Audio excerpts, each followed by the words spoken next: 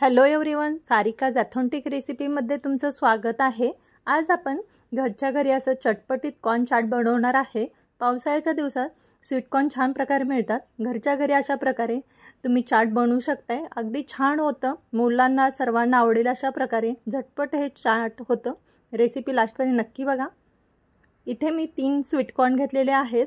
आता आपण हे स्वीट कॉर्न सर्व एका भांड्यामध्ये काढून घेणार आहे। भांड्यामध्ये मी इथं पाणी घेतलेलं आहे, त्याच्यामध्ये अर्धा चमचा मीठ घातलेला आहे आणि त्याच्यामध्ये अशा प्रकारे मी ते हाफ करून स्वीट कॉर्न तोडून घातलेले आहेत। अशा प्रकारे तुम्ही स्वीट कॉर्न वाफवून घेतलं की पटकन सोलता येतात, नाहीतर तुम्ही दाणे काढूनही गरम पाण्यामध्ये 1-2 मिनिटासाठी उकळी काढून करू शकताय, पण अशा प्रकारे हे सोलायला एकदम छान पटकन होतं। म्हणून मी हे सर्व स्वीट कॉर्न 5 मिनिटासाठी उकळून घेणार आहे।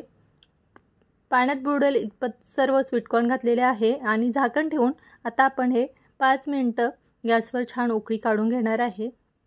पाहू शकताय पाण्याला छान उकळी आलेली आहे। आता आपण गॅस बंद करून घ्यायचा आणि थंड झाल्यानंतर आता आपण हे सर्व एका प्लेटमध्ये काढून सोलून घेणार आहे। पाहू शकताय अशा प्रकारे छान हे स्वीट कॉर्न आपल्याला पटापट सोलता येतात। थंड झाल्यानंतर छान प्रकारे असे सोलून घ्यायचे। छान प्रकारे अशा प्रकारे दाणे काढायला इझी पडतात। ओले असताना तुम्ही सोलायला गेलं तर फार वेळ पडतो, म्हणून असे वाफवून घ्यायचे आणि मग सोलून घ्यायचे। अशा प्रकारे मी हे सर्व स्वीट कॉर्न इथं सोलून घेणार आहे। पाहू शकताय अशा प्रकारे छान प्रकारे हे सोलले जातात आणि झटपट होतात। तुम्ही जर रेडीमेड स्वीट कॉर्न आणले तर सोललेले तर तुम्हाला ही करण्याची गरज नाही प्रोसेस। आता हे आपण सर्व इथं स्वीट कॉर्न सोलून घेतलेले आहेत। आता आपण कढईमध्ये 1 चमचा बटर घालणार आहे। बटर छान आता आपण मेल्ट करून घ्यायचं आहे। आता आपण गॅसची फ्लेम मोठी करायची आणि बटर छान मेल्ट करून घ्यायचं। आता आपण त्याच्यामध्ये जे स्वीट कॉर्न वाफवलेले आहेत ते त्याच्यामध्ये घालायचे आहेत।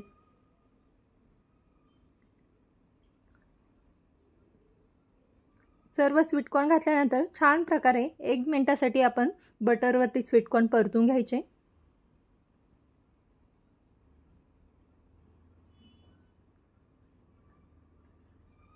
पाहू शकताय सर्व असं 1 मिनिटासाठी मी इथं बटरवरती छान प्रकारे स्वीट कॉर्न परतून घेतलेले आहेत।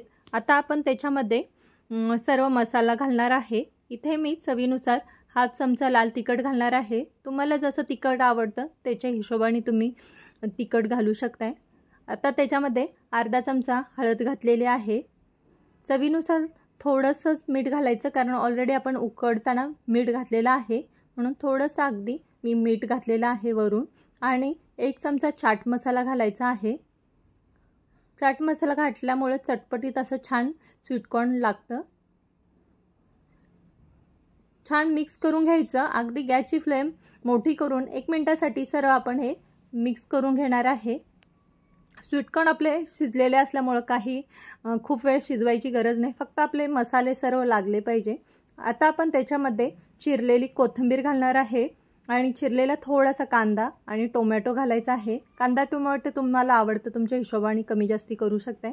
इथं मी अर्धा कांदा आणि अर्धा टोमॅटो घातलेला आहे।